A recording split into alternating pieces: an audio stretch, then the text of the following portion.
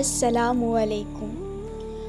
সহিহ বুখারীর ১ নম্বর হাদিসে বর্ণিত আছে, রাসূলুল্লাহ সাল্লাল্লাহু আলাইহি ওয়াসাল্লাম ইরশাদ করেছেন, প্রত্যেক কাজ নিয়তের সাথে সম্পর্কিত, আর মানুষ তার নিয়ত অনুযায়ী ফল পাবে। তাই যার হিজরত হবে দুনিয়া লাভের অথবা কোনো নারীকে বিয়ে করার উদ্দেশ্যে, সেই উদ্দেশ্যই হবে তার হিজরতের প্রাপ্য। অর্থাৎ সুপ্রিয় দর্শকবৃন্দ, আমরা এই হাদিসটি থেকে জানতে পারলাম যে প্রত্যেকটা আমলের প্রতিদান নির্ভর করে নিয়তের ওপর। নিয়ত যদি পরিশুদ্ধ হয় তাহলে আমলের প্রতিদান পাওয়া যাবে স্বয়ং আল্লাহ তাআলার কাছ থেকে।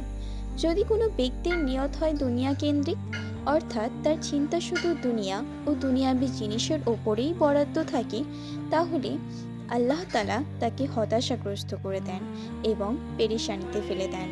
এবং আল্লাহ সুবহানাহু ওয়া তাআলা বলেন, সে দুনিয়ায় ঠিক ততটুকুই পাবে যতটুকু আমি তার জন্য বরাদ্দ রাখলাম। এবং কোনো ব্যক্তির নিয়ত যদি হয় আখিরাত কেন্দ্রিক, তাহলে আল্লাহ তার সমস্ত দুনিয়াবী কাজও সুষ্ঠুভাবে সম্পন্ন করে দেন। কিতাব ইবনে মাজাহ, হাদিস নম্বর 4105। নিয়তের তাৎপর্য ব্যাপক। মানুষের সকল কাজই হচ্ছে নিয়তের সাথে সম্পর্কিত। সাধারণত নিয়ত কিংবা উদ্দেশ্য ছাড়া মানুষ কোনো কাজই করে না। আমরা 5 ওয়াক্ত নামাজ পড়ছি, রোজা রাখছি, কোরআন পড়ছি, কিন্তু আমাদের যদি নিয়তটাই সঠিক না হয়, যদি আমাদের নিয়তেই ত্রুটি থাকে, তাহলে আমাদের আমল করে কোনো লাভ নেই। যখন আল্লাহ তাআলা মানুষের হিসাব নেবেন সেই কঠিন বিচার দিবসে, তখন তিনি আমলের ওপর নয় বরং নিয়তের ওপর মানুষকে প্রতিদান দান করবেন। মানুষ তো শুধুমাত্র আমাদের বাহ্যিক আমল লক্ষ্য করে, কিন্তু আল্লাহ সুবহানাহু ওয়া তাআলা আমাদের অন্তরের খবরও রাখেন।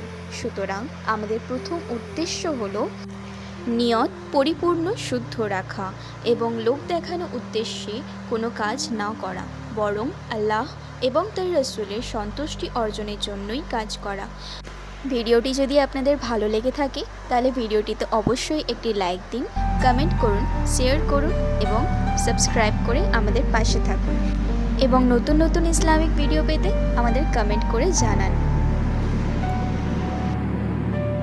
বিশেষ সূচনা, আপনারা যদি মসজিদ মাদ্রাসা উন্নয়নের জন্য এবং দুর্ভিক্ষগ্রস্ত মানুষের পাশে দাঁড়াতে চান, তাহলে নিম্নোক্ত স্ক্যানারটিতে আপনারা যে যার সাধ্য মতো হাদিয়া দিয়ে আমাদের সহায়তা করতে পারেন।